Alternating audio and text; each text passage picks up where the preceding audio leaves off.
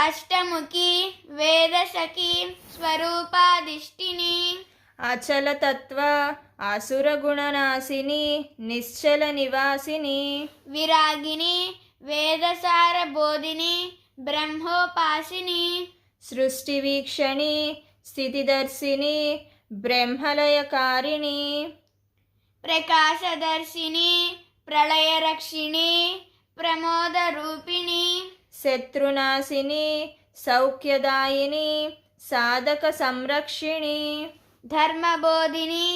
దయామూర్తిని దుర్గతి ధ్వంసిని ఆనందకారిణి అద్వైత బోధిని అహంకార సంహారిణి విశ్వవ్యాపిని వివిధమూర్తిని విశుద్ధి చక్రవాసిని స్త్రీరూపిణి పురుషస్వరూపిణి పురుషార్థప్రదాయిని నిర్గుణి నిర్మోహిని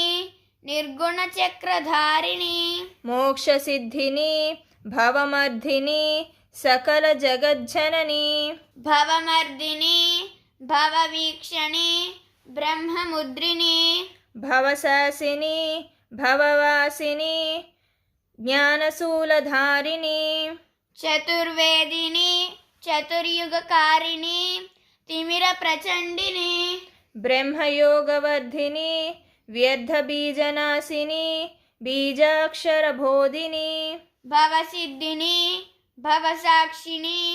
అనంత బ్రహ్మస్వరూపిణి సద్రూపిణి చిద్రూపిణి అవ్యక్తపురాధీశ్వరి గగన నివాసిని దివ్య ప్రకాశిని జనోద్ధరణి మోక్షభావవర్ధిని బ్రహ్మయోగకారిణి బాహ్యతంత్రమర్ధిని